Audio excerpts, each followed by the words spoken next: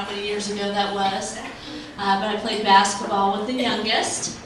And so I had the opportunity to become part of this family because I think Ed likes more people to torture at any time. So as soon as he saw the rest of us, he welcomed us in. Oh, he's got a call.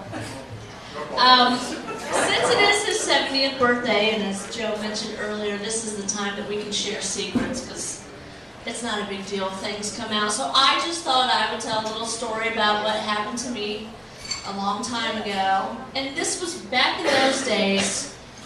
Not everything was acceptable like it is on mass media and so forth. So when I encountered this, to say I was shocked would be an understatement.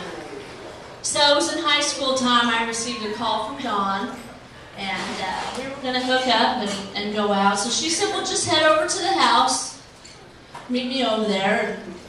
And as many of you know, if you're friends with the family, you just invite yourself in. So I walk inside the house, and I heard noise. Ed and Brenda's house, the downstairs is the main TV room. So I heard some noise down there, so I assumed it was Dawn. And I started walking downstairs, and I'm like, okay, where's everybody at? So come around, the TV's right here, and Ed and Brenda's bedroom and closet is to the left of the TV room. So I walk in, and I'm like, okay, where's Dawn at? Turn to the left. And there's Ed and Brenda's dresses. Now,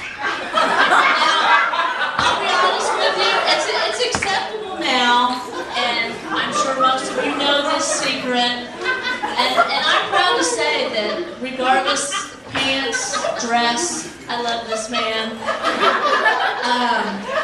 It took a little while before I was able to get back to the house, because at the time it wasn't acceptable for people to wear that kind of stuff. But since then, I've learned to love him regardless. So, in all seriousness, he's great. He has always called me laundry pail since he's known me for a long time. Amazing person. I'm very excited to call him one of my many dads. So, happy birthday.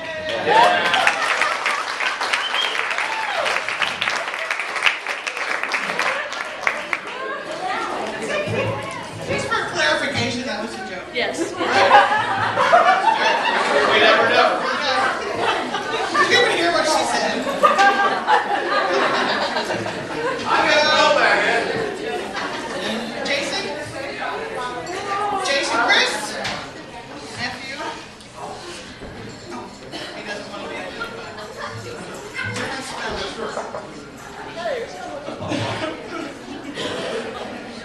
Hello, everyone.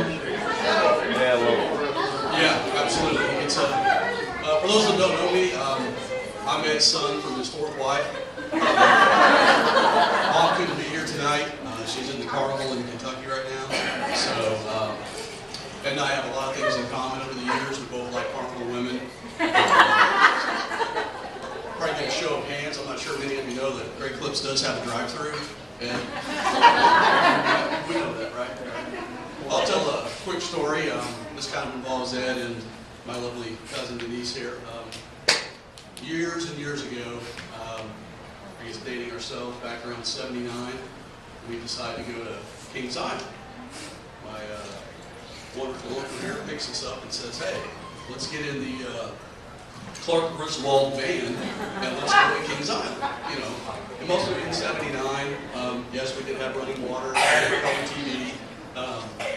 Ed decides, well, let's drive over there. Ed, Denise, my brother, we get over there. It's 190 degrees, middle of June. You know, so we're sitting there. I look at Ed. He's got, you know, socks up to his knees, shorts down to his knees. I've never seen a grown man put sunscreen on his kneecap. But he did, and it worked. You know, so he's, you know, so I'll never forget that, you know, the sunscreen thing. So, it works, right? Yeah. So we spend a 12, 16-hour day, like most of you have done before at Kings Island. We decided to pile in the car. Right before that, let me back up a second. Right before that, I spend my entire allowance on a giant Huggy Bear animal. We've all been there. You know, the one that you're proud of, about this tall. The one that, you know, you're thinking, hey, I go back home, I'm picking up that chick with this thing right here. You know? So, definitely. So we get in the car, Mike, Denise, and I are in the back seat. You know, the seat's like 90. So we're sitting there. We get about 35 to 40 minutes into drive back home, 2-hour drive, and my cousin gets sick. So Ed, keeping in mind this is the 70s, Ed, Dad, I'm getting sick. You know, and it's not the sick, hey, my tummy's okay, I'll be all right. We'll get home. We'll get home. It's Dad, I'm sick. So that's fine. So Ed, in one swift motion, because we had no seatbelts back then, obviously, one swift motion, reaches down, turns the 8-track down, reaches back, grabs the stuffed animal, puts it between my brother and I, and Denise is over here just lets go. And I mean, she keeps letting go, and it's just like, you know, we're doing one of these numbers, Ed's driving, he's doing this, and I said, come on, do something, do something. So Ed finally decides to pull off the road so she can finish. So we get off to the side of the road, she's still finishing, we're sitting here looking around. I walked over to my stuffed animal, thinking to myself, hey, you know what? I'm 10 years old. I can wipe that off. I can throw that in the back of the car. I look up at him looking for sympathy and wisdom. He looks at me, he goes, that animal is not going back in that car. So at some point I just kind of bowed my head. We went back home, and one of the greatest memories of my life.